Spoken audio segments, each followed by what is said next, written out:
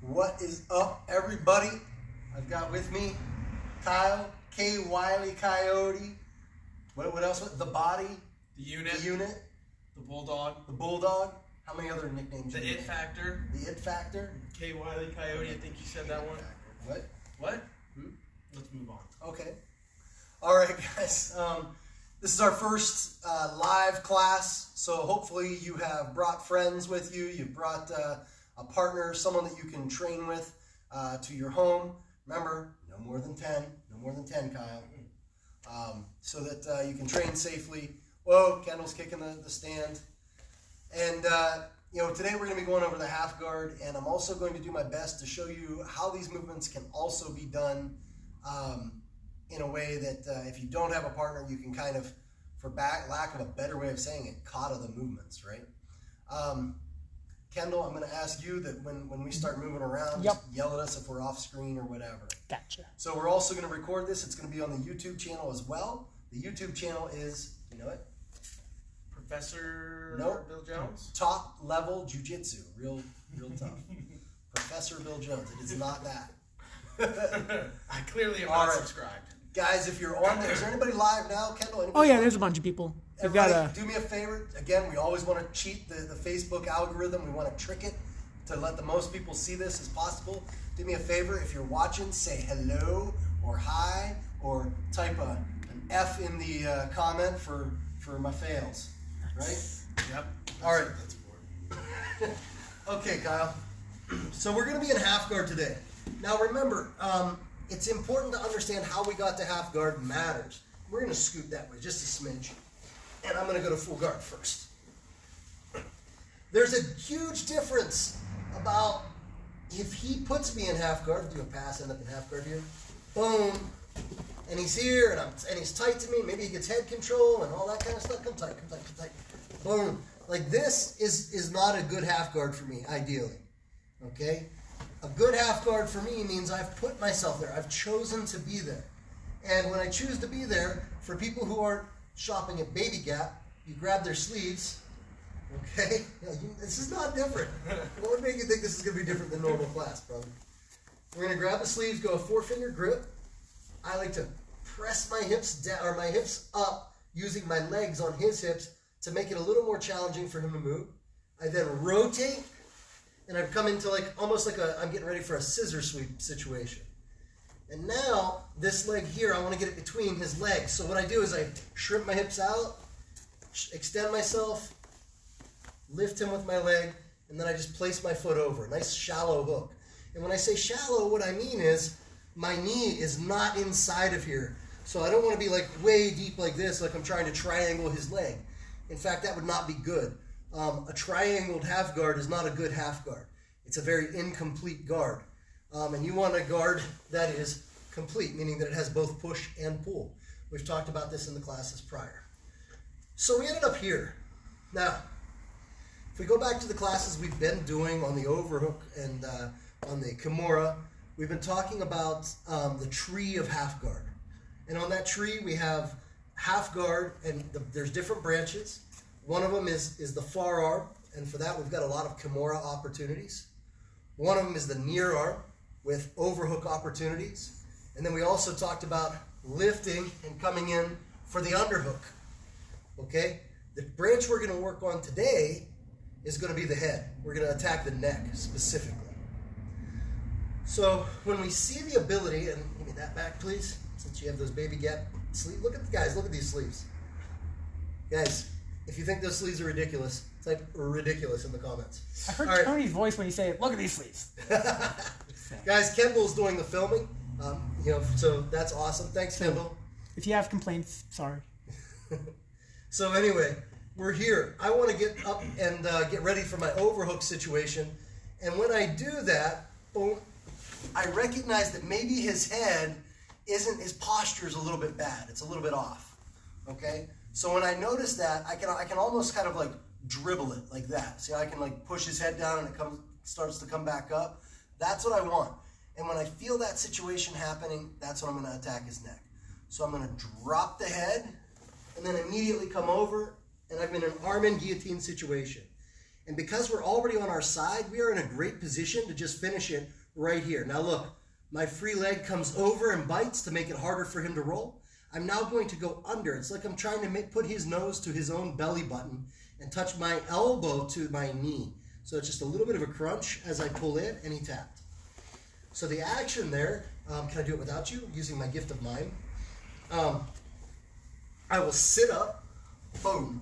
And notice that when I sit up, watch this other leg. It comes up, and then it kicks back.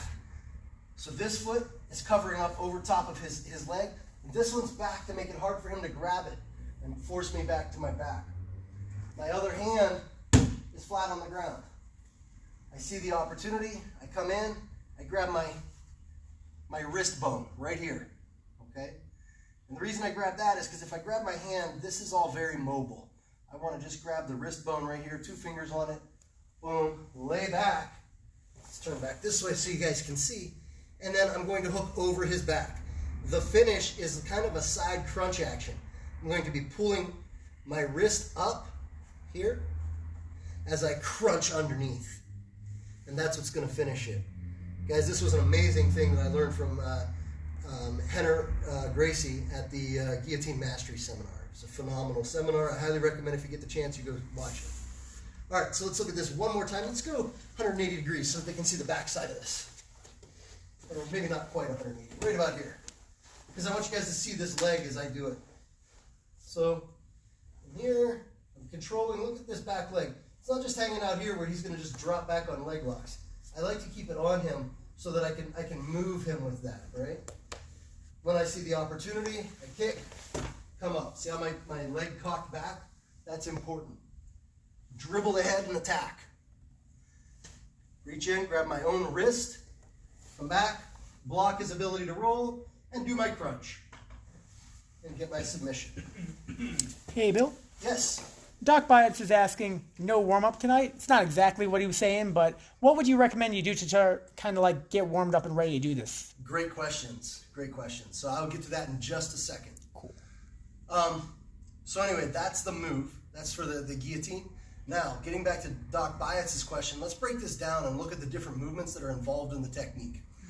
So again, I'll use my gift of mind, Kyle. So we'll show what happens here. So the first thing I recommend that you do is just from like a guard situation, you can practice being closed if you want to, but just plant the feet and work on just shrimping to your side and then back. Side and back. Side and back. And the reason is, can I borrow you, Kyle? This mimics that movement that we did against his hips. So if he puts his hands in the air, like you just don't care, it's this movement right here. See that? So that's kind of what I'm doing, except I'm going to, because I have a person there, I can use the person. Kyle, you mind grabbing that ball that's sitting right there? I'll show it on that as well. Just roll it on over. Brief intermission here. Thank you, sir. So you could also use one of these balls, and these are great for a lot of things, and I think that Kendall's going to actually be demonstrating some ball techniques at some point here for you too, maybe putting those up. But you know, I can work on lifting and turning as I lift. This is essentially what's going on. And then back to the center, up, and then over. Center, up, over. So that's a big part of what you can do here to help with that specific movement. Now, we haven't done anything about putting the leg in or anything like that. We've literally just gone to kind of a scissor position. So I'm going to move this guy out of the way. So shrimp, and now focus on the back half of the shrimp, which is to straighten out, and then you can practice putting your foot in. So now that movement, so maybe you do 10 shrimps, and then that movement becomes shrimp, foot in, come back. Shrimp, foot in, come back. Shrimp, straighten, foot in, come back. Shrimp, straighten, foot in, come back. So that should help a lot with getting into position here. And then the next one you can do is just working on coming from a side position to just that seated position. Use your leg to come up. 1, 2. Switch sides. 1, 2. Just another cheerleader sit position. And that's going to help you learn to kind of get up onto your hand and be in a position where you can execute the technique. Now, this is important to be able to do because when you're learning a move, there's several layers to learning a technique. The first one is, are you able to do the technique without another human being there? Now, of course, there's some things where being able to push on someone may be a requirement. But if you can't do the basic movements of the technique without a person there, then it's going to be really, really hard to actually learn to do a technique with a person there, even when they're not being, when they're being compliant. And then the next level of this, the last level, would be being able to do this against a person who is being 100% incompliant. So you've got contested, or you've got movement, then you've got uncontested movement, and then you've got contested movement. So those kinds of things matter. So those are the types of things I would do to warm up, just to kind of like get moving around a little bit. Does that help answer the question? Are there any other questions at this time? No questions. A lot of highs and some gestures and things. What's up? Cool. Who we got there today? I saw Zach Olds. I think I saw Rob Tittle. All right. Heather Jones is watching. I don't know if you've met her. So yeah, Heather, what's up? What's up, hon? Looks like And we've got Rob, what's up? there's Zach, an Adam Wilson here. We've got a bunch of people. Sweet. Thanks for Currently watching, 9 everybody. people. And of course, if you missed this or if you came in late or whatever, Yeah. it's always going to exist here in the group. But we're also going to edit it down, put it on YouTube as well. All right. So the next technique, we've attacked the neck. Now there's a bunch of what ifs. So can I borrow you? And I'll put you here. So once I get a hold of the neck, he's going to have some opportunities to do things. And usually what they're going to try to do is kind of jump up over you. Now, we're not going to talk about if they roll today. That'll be another class. But I come up, boom, attack the neck. I'm going to be gentle on his neck so he can actually do things. And as he tries to jump up over me, my first thing, go ahead, jump up, is to guide him off to the side that I'm choking him on. And then I'll put my near side leg in, hooking his hip, which I'll show you in a minute on the other side, and then replace my foot and then do the exact same finish that we did earlier. So here's what that looks like from this side. Come up, hit the neck, boom, he jumps. Guide him over, and then I replace. And that's going to help keep him over there. Now I put my foot over, and I can finish the technique. So, no reason to keep choking your neck. I appreciate that. So to clarify, Bill, he's trying to jump like he's doing a forward roll and you're deflecting. He wants to get over to what he considers the safe side, which would be, let's do it this way, which would be opposite of the choke. So we're here. If you think about it, he wants to get over to this side. He wants to jump over there. So it's like cartwheeling over. Right? Like that's the thing that we're taught is safe. So all we're doing is preventing that by using our leg. Okay? So that's the next move. Are there any questions on that technique? In a second you look at it, there's probably going to be a little delay. Fair enough. Try not to kick everything while I'm holding stuff. What's up, Katie? So we're just seeing if Got there's any Chad questions Russ. on that or If you guys have a problems. question. Sorry, I'm talking over you. And of course, if you're watching on YouTube right now, I want to know what questions you have as well. So definitely post comments in there, ask questions, kind of get a feel for this if you're trying this at home. Of course, if you are trying this at home, the usual spiel about these are dangerous techniques, Yep. and you should definitely be Exercise the very, utmost caution. very careful if you're doing it. I don't recommend trying to make anybody pass out or anything like that at home. No questions? Rob Tittle would like you to show what you did with your legs again. Absolutely. Perfect. I'll try to get like a close-up on it for the YouTube video. Yeah, no problem. So I sat up, boom. At this point, Kyle's going to try to jump over. He's probably going to do it earlier than this. And I just kind of block him. So I'm using this leg to block. And then this bottom leg that was hooked over is releasing and coming up to his hip. We call these J hooks. Now I'm being real gentle with my grip right now just so that we can focus on the foot. But I'm going to hook his hip and then over his hip with the other leg. And this really makes it hard for him to jump over me now, or jump over to this side. He might still roll forward, but again, we'll do that in a different class. So I hope that helps, Rob. And of course, you can always watch this back, but I think that should answer that question there. All right, last thing I want to go over today. Let's go back to miming the movement and doing it without a partner. So what we've learned in the past, and if you haven't learned this, then awesome, is that if I want to make this arm heavy, and I'm on my back, and I want it to go to the ground, I use the opposite leg. The opposite leg will always drop the arm to the ground. Well, if you notice, it also does the same thing, the exact inverse for the shoulder on the same side.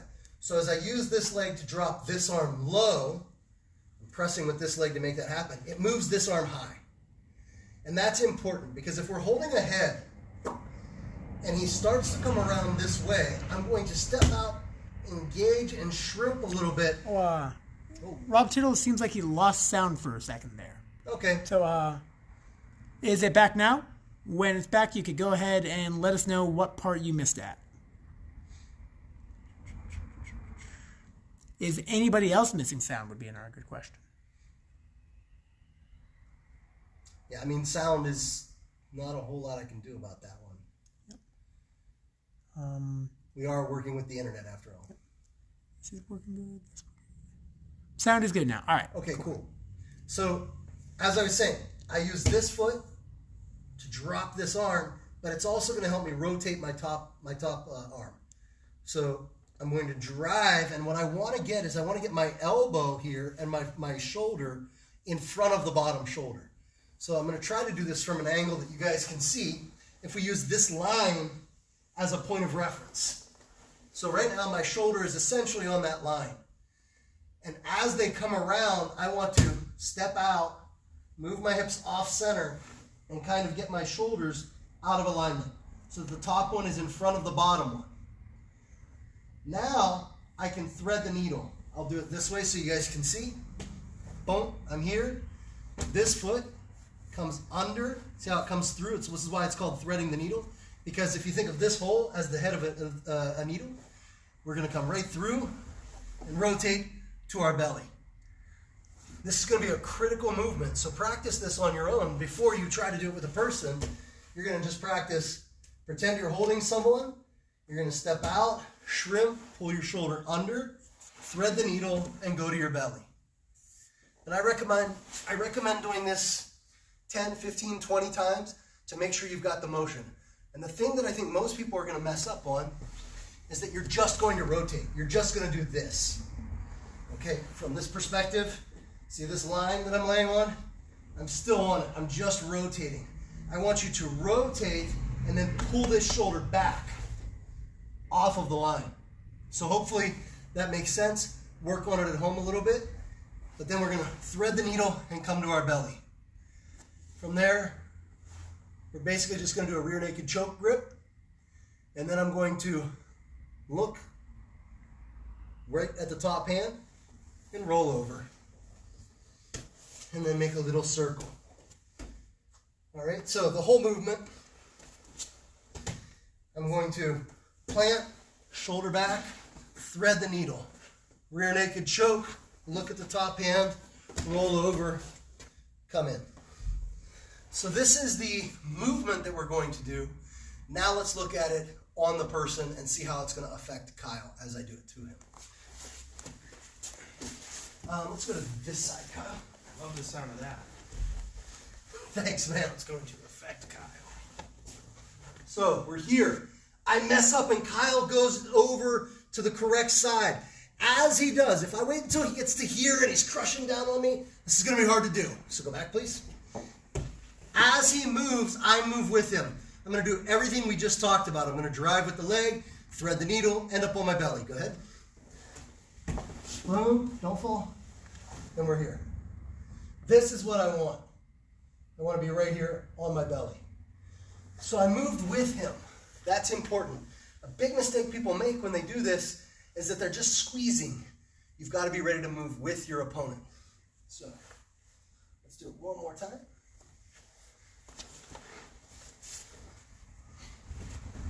So I'm here, he jumps over, I move with him. Boom. So I end up in a front headlock situation. Now I'm going to finish with an anaconda choke, which I'll show you all the details to from a different angle here in a second. Let's turn. Yep. So you're ending up, because you had an arm coming through the neck and one coming through the armpit with your grips. This is how you're going to end up, except you're down low. All right? Now, the arm that's coming around the neck is going to come through and cup high on his arm. Don't put it all the way down here. That might feel like a better grip, but it's going to block my ability to do the choke. Okay? So I'm going to come up. Now this other hand can kind of help push in, and I'm going to slide it and grab. So this is why it was important, because I need it underneath this hand. Whereas if I was here, now when I bring it in, I'm going to have to do a little more work for this bottom hand to come in. So we're here, come in and grab. Now, remember I said you look at the top hand? This is the top hand. I'm just looking through, and I'm going to roll him. Kendall, can you just make sure that we end up on camera? Yeah. You're just barely in. Okay. Perfect. And now I just basically walk my belly to his. It's already on. He's already tapped. Hey, Bill. The YouTube camera says that it's full. Oh, stops recording on us, so I'm not worried about that one. we'll just have to come back and get it again. Yep. All right, so let's look at this from, let's scoot this way. And just come down to all fours. So he tried to go to side control. I escaped using the headlock position. So we're here. Boom. Break this down for me, because that's where it was. I grabbed his arm high, slide my arm in, and I grab my own arm, right? Boom. Now look, you might get here and you're barely holding on by your fingertips. If we think of this, this is good, this is better, this is best, like where you're not using your hand at all. You're just all the way through. Anytime I want to go from good to better, here's what we do. I rotate. See, watch what happens to my hand as I do that? I'm not moving this. By virtue of rotating my hand, this one, grab, and now I'm in better. Good, better. And then you can do the same thing again to get the best, ideally. The reason this is good, this one, is because I'm not squeezing with my hands. Huge mistake people make is they squeeze with the hands. The hands are going to add absolutely zero to this choke. It's the same with a darce. So, boom. I'm in here, get a hold, come through. I'm in good. I can always rotate and get better. Come through. And now I walk my belly to his, and he taps. For the anaconda choke. What questions do we have, guys? It's not a question, but Zach Olds has a book he wrote here about how appreciative he is, and it's great. Oh, thanks, Zach. I am going to do this. I'm going to have Kyle. Kyle, you had some questions from some things earlier. Yep. So you guys think of your questions while I answer Kyle's question. Yep. Feel free to just post them up, guys, Sure, and I'll actually, interrupt them first chance I get. I've got a new question that's more kind of goes off of this class since we're working with a guillotine. Okay. So, as you know, I always like to do my guillotines with this grip. Yeah, high elbow. Great guillotine. And I find that because I'm always under the impression that it doesn't matter, sometimes I'll even let people pass to either side because it's still going to work no matter what, even if they get to the safe side. That specific guillotine, that's true. But I'll have people jumping over the top, and then I get to this position where I'm here and I have it and we're vertical. And So they belly it. They're doing a flip. Yeah. Yeah. So I get to hear. That's the defense to the move. So, at what should I be doing from that point to reestablish? Yeah, you want to transition to their back at that point. So if you allow me to roll that way, and let's show them what we're talking about. Sure. So Kyle gets that guillotine. Let's do the other side for me, Kyle. This side? Yeah. Okay. Boom. And I'm gonna kind of come in, and I'm just gonna step like this. Yeah. And now I come here, and you've lost your guillotine. So if you wait that long, you're kind of in trouble. But you could just come in here, hook, hook me, and I'll just start taking my back. That's what you should be thinking of doing at this point. If I may, You could also choose a fix to take the crucifix. You could always go to crucifix, for sure. There's always a crucifix. Right? You're essentially there. So. But that's what you should be thinking now, once they crush it. Okay. So the issue is don't let that happen. Yeah. You know, like don't let me, because look at the things I need to do that. So this is an important thing for diagnosing jiu-jitsu, guys. Go ahead. Is for me to do that defense, what do I need? So you're there. So again, let's do the other side. Sorry. So I need to control this. I need to be able to come over top of your leg first, right? Uh-huh. So now, if you take that ability away, now, like lock me up there, it's really hard for me to do that escape. Yeah. You know, I'm going to have to really flip now. Yeah. And if you get that up over top. So I would argue once again, that the J-hooks are probably your best bet for this. Mm-hmm. Even though technically I will still choke either way, but if I do the flip, it's done. Yeah. I'm here, I still have the grip, and they are on their back. So I'm, at this point, it just becomes a... You're in like an inverted north-south. Yeah, it just becomes more of a scramble, and I'm losing that. Just don't let them go over there. I mean, even though the choke will still work if they go over their belly down, the minute they start to flip, you're going to be in a scramble. So I wouldn't do that anymore. So avoid the flip if possible. Mm-hmm. Got it. Any other questions come up? I have not, but John Geyser's joined us. Jenna K. Barnes has joined us, and I saw somebody else too, but it's past the queue now. So. Okay, cool. So anybody who just joined, that's I think it might have been Nick Thank Charles. You for joining. We will, of course, once we get it up there, you can watch this back just on Facebook. Mm-hmm. We're also going to download this to the phone and then go ahead and share it to YouTube as well so that you have the access to see it there also. But I think that's everything I had planned for the evening. Mm-hmm. Hopefully you can find someone to train this with you at home. Mm-hmm. If not, then definitely the minute our doors are open, we'll throw probably a celebratory open mat or something, come in and drill it. But if nothing else, drill the movements and write it down. Write down the mechanics that you need, because that's a really good way to kind of help yourself learn things. So write it down so that you imagine it in your head, even if you don't know what things are called, like you don't have a name for it. Write it in your own language that you could understand it. That's going to help you learn it. I hope this is being helpful to you guys. I wanted to make sure to still get this information out. Again, tomorrow we'll probably go over the information as far as, I'll review this real quick, but we'll also go over the rest of that, like what to do if he decides to flip over and stuff to defend that guillotine choke. It's stuff we've been working in advanced class, but I wanted to make sure that everybody saw at least this component of it tonight. Dave Biden says, "Great job, guys. I'll choke the wife." Excellent. She loves being choked. Sorry, Laura. All right, guys. Also, Thanks hi, again Logan. for watching. Kendall's going to go ahead and hit that finish button. We're out, guys. Thanks, Kyle. Appreciate it.